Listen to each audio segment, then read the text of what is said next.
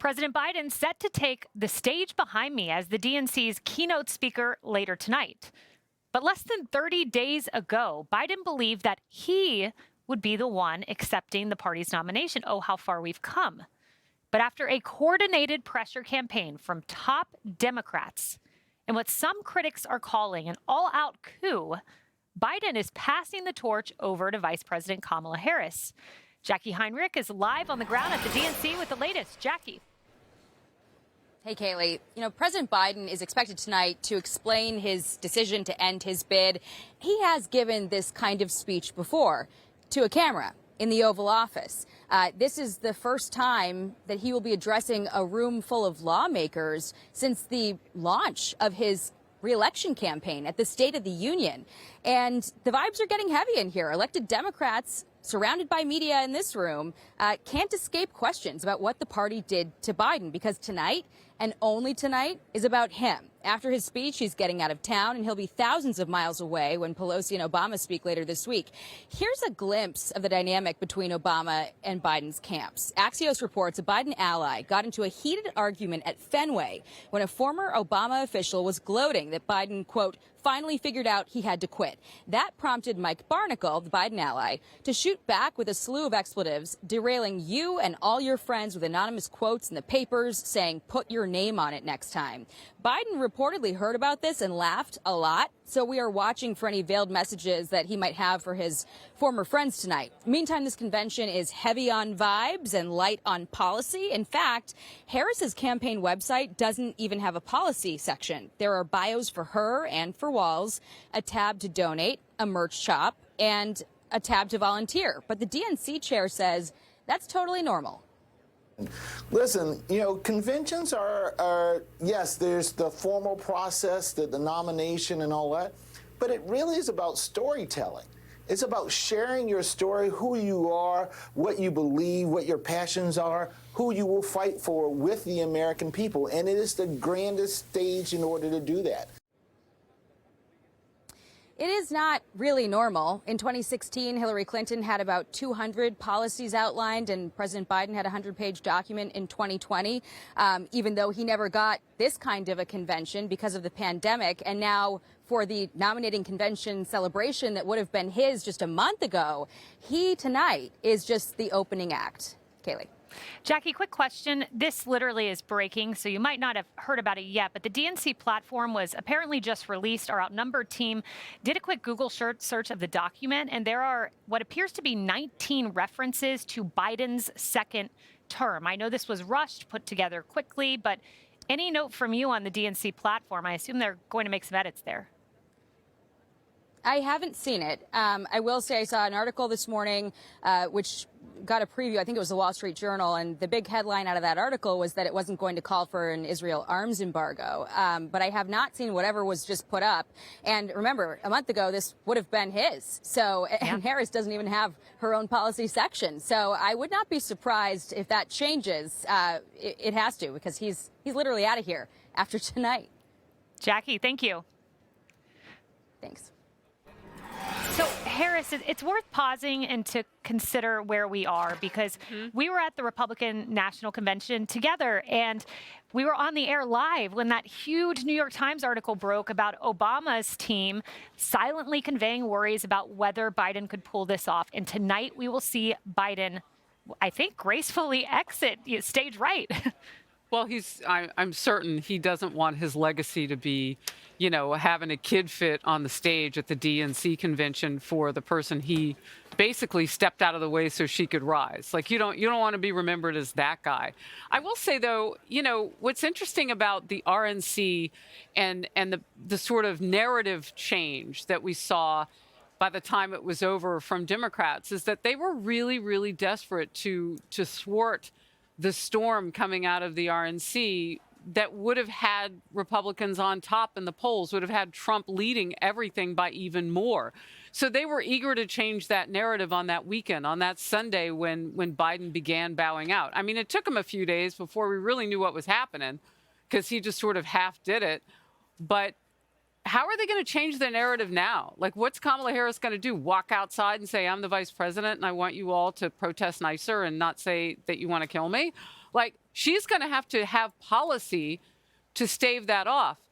And as we pointed out earlier in the program, the list keeps changing by the protesters. So it's about changing narratives. The Democrats want to do that. They like to reinvent words, redefine public safety, as she has said.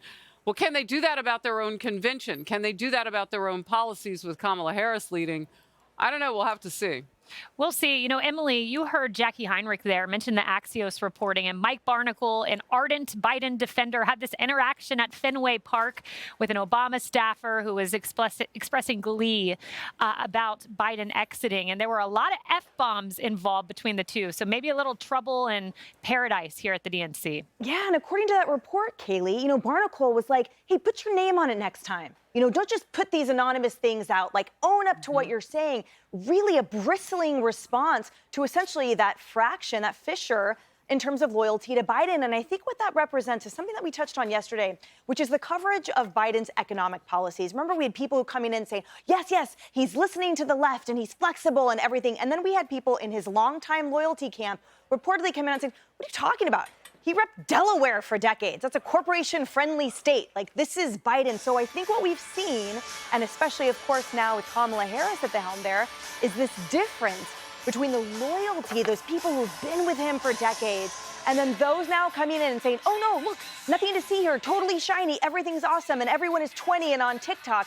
That's not who Biden was. And that is also why in that New York Times expose that was quite deep and lengthy, it went into Biden's aspirations, which he never made any secrets about the presidency, that he did it for the Biden family, that he did it to sort of surmount a chip on his shoulder he felt from his dad and his dad's experience as a working class individual. It had nothing to do with service. And when you talk about the 19 times in the Democratic Party platform, I just final point posit that, you know, remember when Kamala and Walz first came out on stage for the first time, they never mentioned Biden's name at all. You know, Guy, I'm intrigued by some of the verbs used to describe Team Biden's demeanor in the Axios piece. Apparently, they are seething, they are stunned, they are pissed, and they are not fooled by the patronizing praise of Biden. I mean, that's quite a hype man to have come out for you this evening. Yeah, no, he's angry. I think that may not manifest on stage tonight, but this was taken from him. He did not do this voluntarily. That's become clear. And Maureen Dowd in the New York Times, at least I'll give her points for candor, she called this a coup, but she was also honest by saying, I fully support the coup because we need to win. So the Democrats nullified their election, strange move for the Democracy Party, but about 14 million people had their ballots thrown in the ocean, and I think approximately 14 million of them are fine with it because they want to win the election above all else. Leslie, 19 references to Biden's second term in the DNC platform. Am I missing something? Well, no, he planned on running, and then after he had a terrible debate, a lot of people in my party and conversations I was privy to and a part of, which all of you guys weren't, I don't think, you know, what was being talked about, as the president said, if somebody can show that I don't have a path to winning, I will step down. And that's exactly what happened. When the numbers were crunched, because politics is a numbers game, and that's how you win, by numbers purely. And so when you look at the numbers, he was not winning. To Harris's point about the polls were getting worse for him and better for his opponent, the former president. So what did he do? Look, at the end of the day, people call it a coup. I don't agree with that at all. The reason is Joe Biden made that final decision. Were there people that he likes and respects? He even talked about it with Nancy Pelosi. You know he what? said she did what she needed to do for the party. She did what she needed to do for the House. He understood it. And I feel Joe Biden, his legacy is not just stepping aside. Clearly what he did is the right thing. When you look at the polls, you look at the crowds, you look at the unity and enthusiasm in my party, which we didn't have 35, 40 days ago, to be honest. So I think not only did Joe Biden do the right thing, but the majority of those who are going to be at the convention know that as well. You don't know what the majority and they're very of your proud voters think, because you didn't bother to ask them. Like the party elites did this. That's who this really benefits. And he told an anchor that the only way that he would step out of that chair as president would be by the hand of God Almighty himself. So, I mean, you come up with a lot of other reasons why this happened. He got pushed out. Now, look, he name-checked Nancy Pelosi. I disagree with you. He said, Maybe Harris, that if he it. was shown a path he couldn't win, he would step down. And they did show him that. You know, I mean, God Almighty might not have knocked on the door of Joe Biden, but Nancy Pelosi did. And he appears to have listened. All right. Hey everyone, I'm Emily Campagno. Catch me and my co-hosts Harris Faulkner and Kayleigh McEnany on Outnumbered every weekday at 12 p.m. Eastern, or set your DVR. Also, don't forget to subscribe to the Fox News YouTube page for daily highlights.